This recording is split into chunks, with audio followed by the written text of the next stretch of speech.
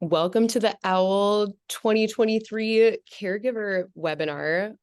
This might be a repeat for some people. It might be the first time that you're hearing this information. So Angela and I are going to talk a little bit about just kind of like what O.W.L is and what to expect in terms of this year. And then I think we're scheduled until 6:45, which I'm sure will be done before then, but we'll leave some time for questions at the end as well. So my name is Delany. I use she, her pronouns, and I am the elementary health and wellness workshop guide. Part of my job specifically with upper elementary is what you're here for, which is O.W.L, and it is one of my favorite parts of my job. So I really appreciate that I get to keep doing this. And I'm Angela. I use she, her pronouns, and I am the upper elementary social worker. And I am here just as a support for Delany, but also if students have questions or need support with any of the curriculum, I kind of am an ear to run things by with Delany. We kind of work as a team. Yeah. So we're going to maybe kind of talk about like how O.W.L looked last year, and what some of the things are that are going to be different this year. Full disclosure, because the workshop schedule has looked a little bit different every year, I have been adjusting to like how O.W.L might look even more different this year. So some of the information that we talk about might change, but I'll make sure to communicate any of that if it is a huge change that was unexpected. And we're just going to kind of make sure that you feel comfortable knowing how communication about O.W.L is going to get sent to you, and just kind of what your role as an adult is and what the other adults at the school, like what their role is going to look like during O.W.L this year. And then many of you probably remember Salaha, who is now the SEL coordinator, and she wrote the wellness lessons that Angela and I co-taught just up until a couple of weeks ago, this whole fall. And one of our goals is to really link the wellness curriculum with O.W.L lessons so that we can have social work and wellness lessons in O.W.L using all of the same language and tools that we use to work with our students. Mm-hmm. And as the upper elementary social worker, I'll be your point of contact for any concerns that might arise that you have or sensitive information that you think we need to know about. And I'll also support Delany to ensure that we address all the things that come up during O.W.L in a developmentally appropriate way. Sorry. Same thing for me today. I feel that. So yeah, this is Angela and I's second year. So this is my third year doing O.W.L at Great River. Third year in total of doing O.W.L. But this is Angela and I's second year together. So we are really excited to be able to keep bringing this information to your students. I took the O.W.L training. So O.W.L stands for Our Whole Lives. I don't remember if I mentioned that or not. But I took the O.W.L training in August of 2021 for kindergarten through first grade and then fourth through sixth grade. And over the last 2 years, I have been developing and tweaking the curriculum that we use for our like Great River School version of O.W.L to fit the needs that we see in our students. I also use the lovely books written by Corey Silverberg to adapt the accuracy of the information that is laid out in the O.W.L books. The O.W.L books and the O.W.L curriculum is completely fabulous. And I've noticed that some of the things that we talked about when I took that training and some of the things that are in the O.W.L book aren't as like up to date and fit the needs wholly of what our students need at this school. So those are the two components that kind of make the Great River version of O.W.L. So the actual O.W.L curriculum, and then these books that we'll talk a little bit more about later, written by Corey Silverberg. Yeah, and even though some of the curriculum might not be up to date anymore, something that's still true is that the O.W.L program represents an accurate reflection of sexuality in our lives. It is truly part of our whole lives. Sexuality is not something we get at a certain age. It's something that is with us from birth until death. We are all adults who have been through puberty, and we know it doesn't just happen all at once, although sometimes it might seem like it does. Delany's curriculum will provide your student with accurate, knowledge-based information that empowers them to identify their personal values and make choices around their sexuality that align with their authentic self. The OWL 4 through 6 curriculum and the work of Corey Silverberg is designed to be developmentally appropriate for kids ages 9 through 12. OWL supports the 3 R's of childhood sexuality education, and that's respect, relationships, and responsibility. Yeah, and something that I really like about the goals of the OWL program is that it parallels Great River's mission, which is preparing young people for their roles as responsible and engaged citizens of the world. And similar to the OWL program goals, the adaptations that we've made from the books Sex is a Funny Word and Sex align with our goal to provide accurate knowledge-based information that validates all gender identities and doesn't make assumptions about what families look like. Some things to note about how we'll use the curriculum. Lessons will be interspersed throughout the year, and Delany is working on a schedule to share with all of you so you know which lessons are happening at what time.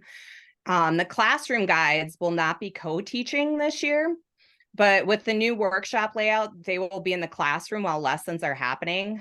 So this will make it easier for them to support students both in OWL and those not having a lesson, and stay looped in with OWL topics and questions that may come up.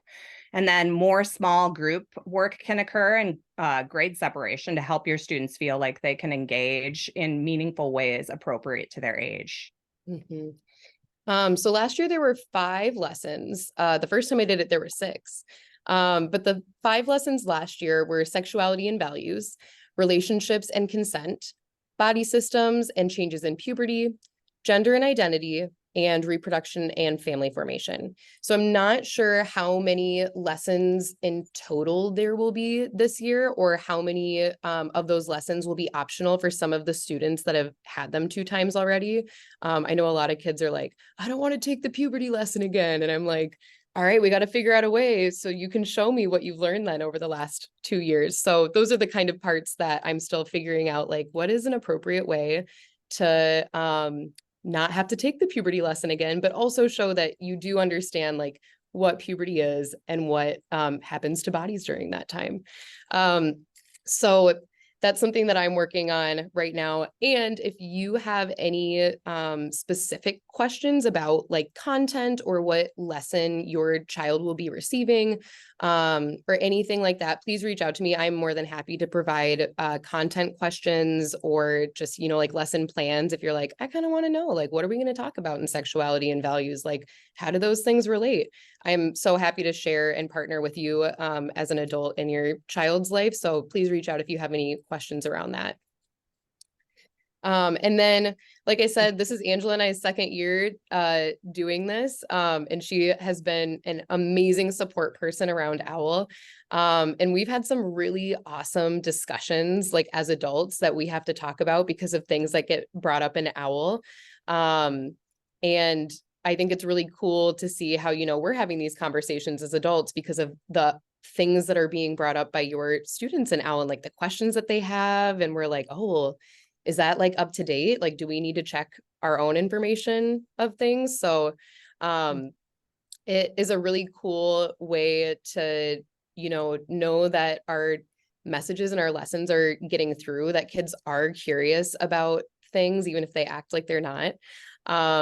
And it's just cool to see how comfortable a lot of kids have gotten with just talking about puberty and talking about like OWL related, that's what they call it, like OWL, is this an OWL question? Is this an OWL topic? It's just really cool to see how much over the last 3 years, like kids have gotten so much more comfortable with just talking about this kind of stuff.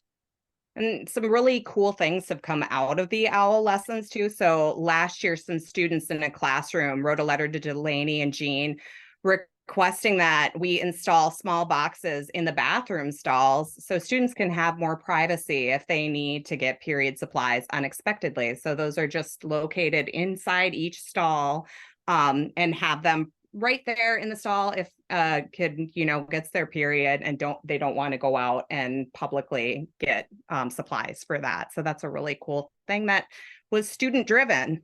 Yeah.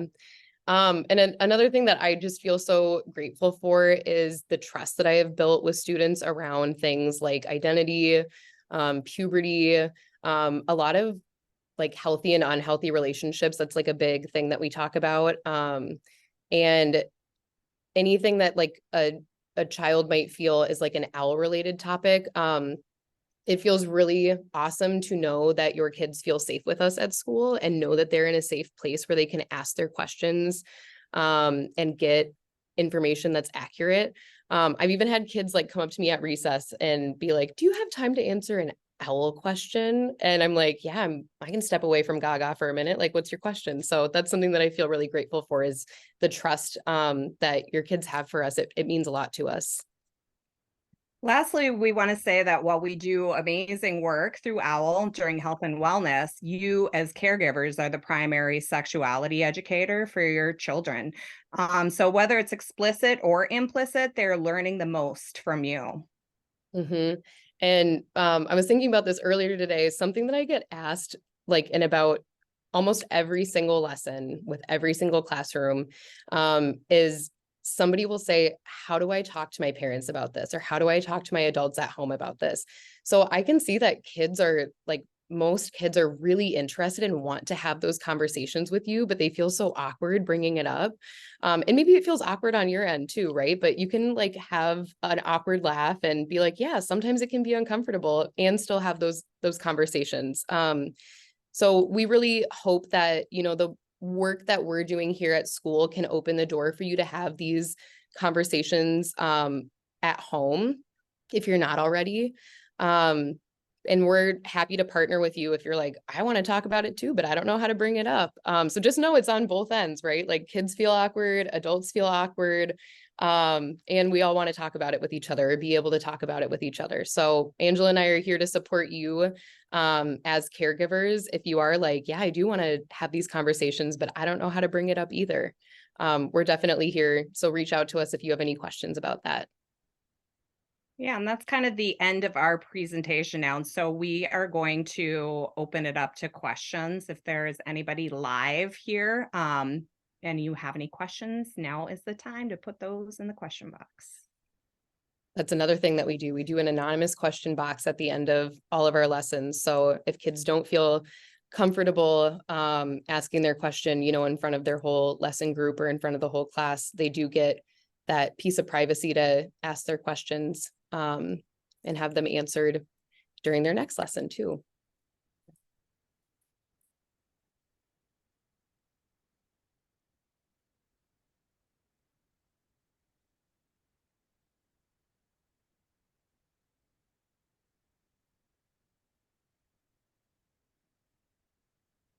I don't see at this point any open.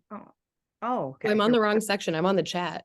Oh, it says, I do Okay. have one. Can you repeat the 5 lessons, Delany? And why are there 5 instead of 6 this year? Yes. Okay. So one of the reasons that there were, so in the OWL curriculum, there are 10 lessons, and they're spread out over the course of more months than we have in school. And if I did all of the OWL lessons in their entirety, I wouldn't be able to do other like health and wellness related lessons. So back when I was originally figuring out like which lessons we're going to do, Jean and I kind of figured like, these are the ones that feel the most important to us right now. So this is why it's kind of subject to change. And, just because we don't do a lesson, I think the one that we took out this past year was body image and media. And that was one where I was like, oh, a lot of kids actually don't have these like preconceived notions about like beauty standards that maybe like I grew up with or some of you grew up with. But that's one that I'm interested in cycling back around eventually. So the 5 lessons again are sexuality and values is the first one. Consent and healthy relationships, puberty and body changes, gender and identity. I'm going off the top of my head, gender and identity, and family formation, and reproduction. So this year, especially kids who have not had those lessons before, like those are lessons that they're definitely going to get. And then, you know, maybe for kids who have had those lessons twice, they can do more of like a, you know, what does puberty look like? I think this was a Jean idea. What does puberty look like in other cultures? Like, how do they celebrate it? Those kinds of things. So, we're kind of trying to make links between like the social emotional learning side of things, right? Because we don't have to be talking about sexuality to talk about healthy relationships. There's relationships with everybody. And so yeah, those are the like the 5 big ones. And I think that the content of those lessons is mostly going to be the same. And I'm figuring out how do we take these ideas that we've talked about for 2 years now in some people's cases and build off of those. So it's not like we just don't want to do this lesson anymore. I think it's more about like, what are our needs right now and what's our timeline, which is one of the reasons why this webinar is happening a little bit earlier, so I can start these lessons earlier, but I'll make sure to update you as I have those lessons figured out. Great question. Are the updates you mentioned to the O.W.L curriculum mainly gender identity based?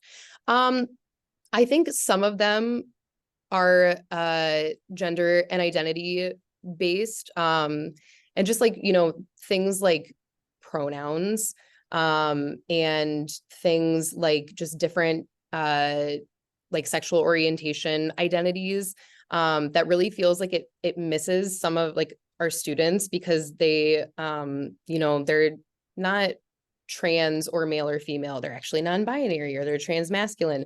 So I think like a lot of the content that I'm adjusting is to make it feel like kids can relate to things, because we know at our school that we have a lot of gender diverse students. And I think that it feels like an injustice, honestly, to not give them stories and lessons and content that include people that they can identify with.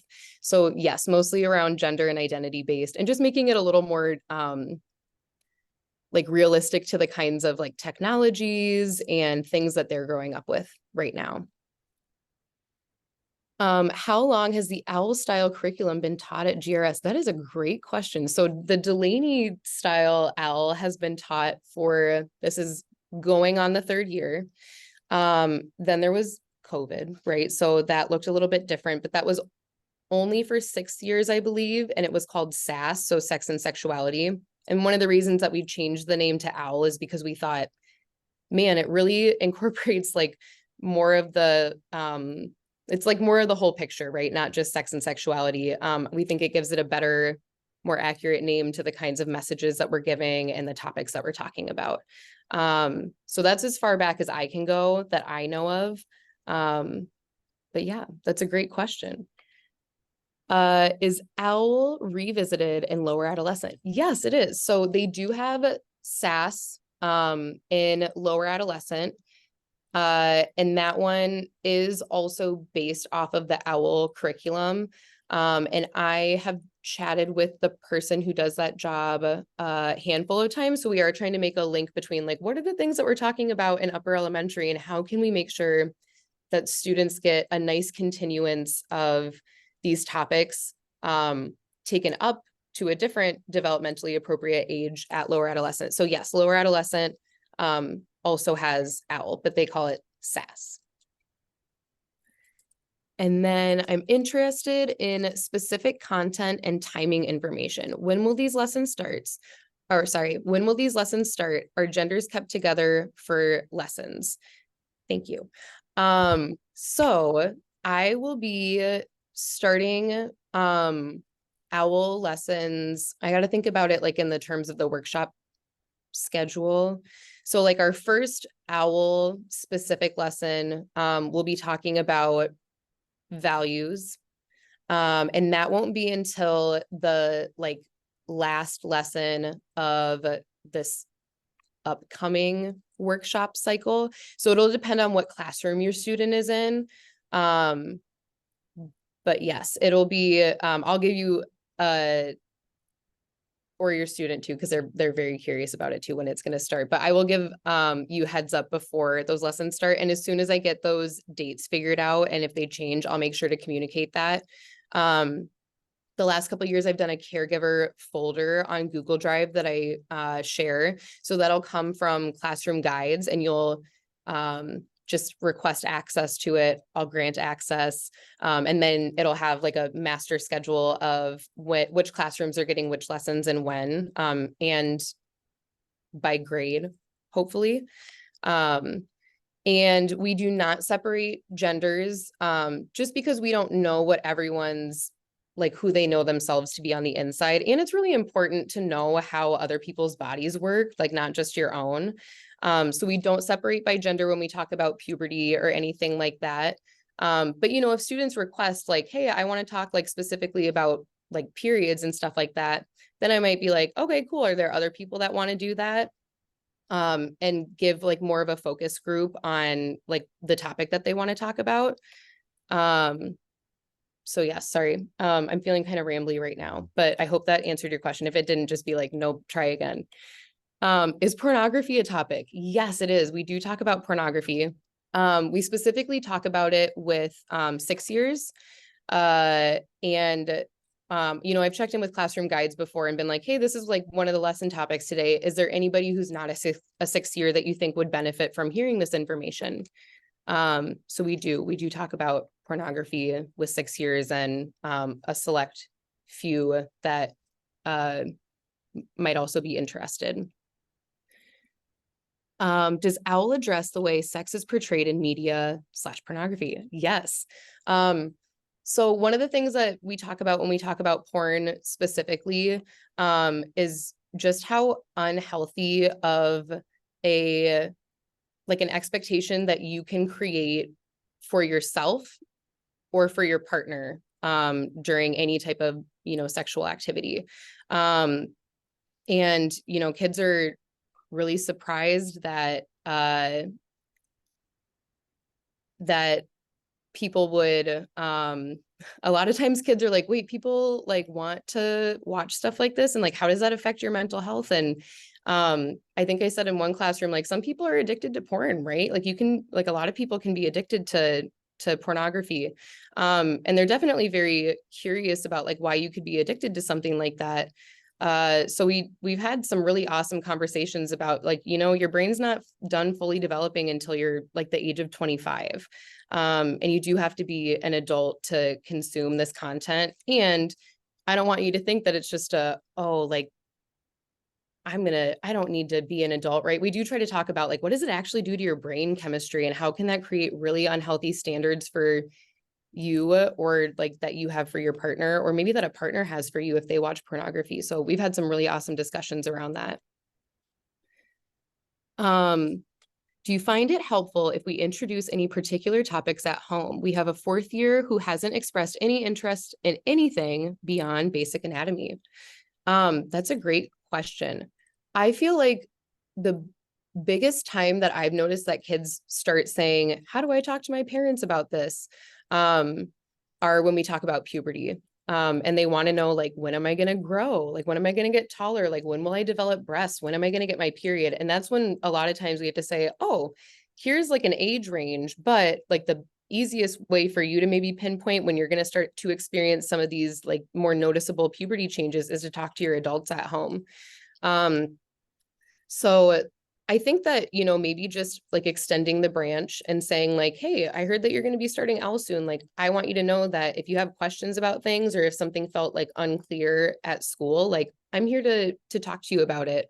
And I'll provide at the very end, like some more books that could be helpful too. But yeah, if they haven't expressed any interest, like, that's okay too. They maybe just aren't curious about it yet. And does O.W.L, That was, did I think somehow that one ended up at the bottom. You already answered that one, Delany. okay, so yeah, how sex is portrayed in the media and pornography.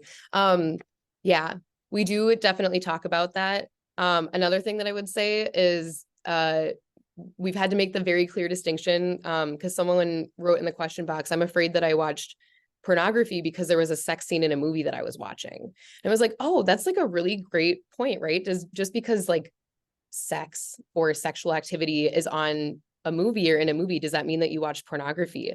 And, the answer is typically no. I can't think of a time that I've been like, oh yeah, that might have been porn. But I think a lot of kids are nervous that they're going to like accidentally consume content that is above their like capacity to process it. So, yeah, it's a good question. It's a great topic. Are there any other questions that anybody has right now? Obviously, we're both available to answer questions as they come up. We might not get back like immediately, but if any questions come up, Angela and I will absolutely get back to you. Ooh, a parent tip. I'm excited for this. I don't have kids, so my child does not tend to ask questions, but has responded well to me buying books and making them available to look at, and then we can talk about it. That's really awesome. Yeah. We do have books at school that kids have access to and to look at. And I think that we've noticed too that, kids want to be able to intake the information and then choose when they're ready to talk about it, which is I love that parent tip. Thank you, Leslie. So just making resources available at home, and I'll put a lot of resources in this caregiver folder as well. And they might not all apply to your student or like your family situation, but just having them available too, like can be cool. It can be cool to be in the know. That's what I tell them when they're like, why do we have to learn about reproduction? And I'm like, information is cool. Knowledge is power. So I really like that. Thank you. Anyone else? Somebody else has asked, what about masturbation? Is that covered? Oh, yes. Okay, great question. So I'm trying to think about if we specifically talked about masturbation last year. I know we talked about it the year before. Last year, I think it was kind of like an as it came up type of topic. But I think because of the books that we've made available too, like I think it's definitely mentioned in Sex is a Funny Word. And then masturbation is talked about in a little bit more detail in the book, Sex. But whenever we talk about like any type of like touching ourselves, we always talk about, there's nothing wrong with that, right? It's your body. And that is a thing that we want to do privately. Like, it's the thing that we do in private. And that is a message that is given like for other things too. But we definitely talk about, like what is a thing that is, a thing that's done in private, which would be masturbation. So, yeah, I'll have to think about. Also, if you're noticing anything as caregivers at home, like feel free to be like, hey, I'm noticing this. Like, is this something that you plan on talking about? I'm always happy to, take feedback and adjust where needed and put in things that you're seeing relevant, right? You get to see your kids out of our structured, beautiful environment. So if you're noticing things, let me know.